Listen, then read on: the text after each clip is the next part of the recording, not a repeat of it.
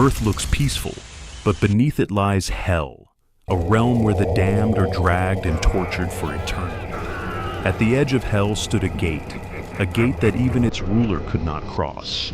Dargath, the Eternal, ruler of one domain of hell. Even he was not the highest power in hell. He stepped forward, but the barrier pushed him back. The living world was not meant for him. Still, he wanted it. He wanted to conquer it, destroy it, control it. But he could not enter in his true form. So he chose another way. He created a shadow of himself, a weaker version, something that could walk on Earth unnoticed. In that form, he lived among humans. He looked like one of them, spoke like one of them, but he was not one of them. He used people, especially women, to create heirs, half human, half demon. Every time, the mother died. Every single time, except one. Her name was Ilara. She survived, and she gave birth to a boy, Elyas. When Dargath revealed the truth, she refused him. She ran away, far from him, far from hell. And she raised Elyas as a normal human. Years passed, 30 years. Elyas grew up living a simple life. He worked as a mechanic. He had someone he loved, Lyra. Everything was normal until it wasn't. His body began to change. He became stronger, faster. His senses became sharper. Something inside him was waking up. One night, the wall beside him cracked, not loudly, but slowly. Dark mist began to spread, and from that darkness, something stepped out. Dargath, in his shadow form. Lyra screamed, but before she could move, she collapsed unconscious. Dargath looked at Elyas and smiled. "Son, I've found you." Elyas was confused and angry. "Who the hell are you?"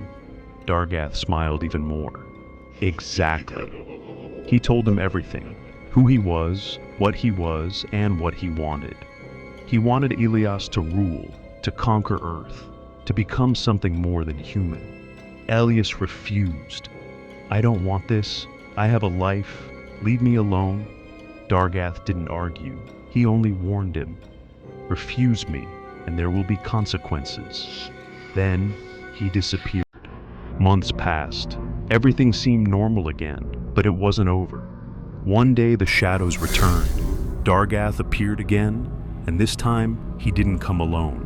From the darkness, Ilara appeared, held by something unseen. Elyas panicked. "No, let her go." Dargath looked at him, calm and cold. "Then join me." Elyas shook his head. "Don't do this." There was silence, just for a moment, then a snap. Ilara fell lifeless. Everything changed. Elyas dropped to his knees, holding her. Something inside him broke, and something else awakened. His body began to transform. His skin darkened. Veins turned black. His muscles grew. Claws formed. Fangs broke through. And his eyes burned red. He was no longer Elyas. Dargath looked at him, pleased. "This is your true form. I name you Auron Veyr." But Auron didn't bow. He didn't accept it. He stood up, filled with rage.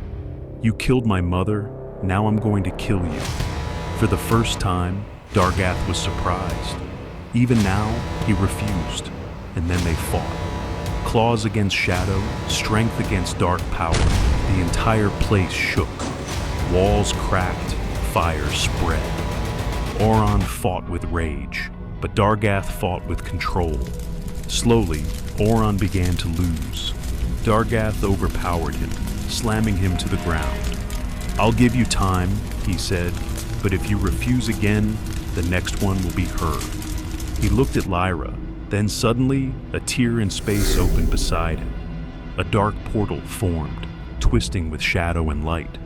Before Auron could react, Dargath raised his hand, and shadow tendrils shot into the portal. Lyra was pulled through it, dragged out screaming. Auron tried to get up, but he couldn't. Dargath smiled. "If you want her back, come to hell." A massive portal opened behind him, glowing with dark energy. And just like that, stepped back into it, dragging Lyra into the darkness. Everything went silent. The fire burned around him.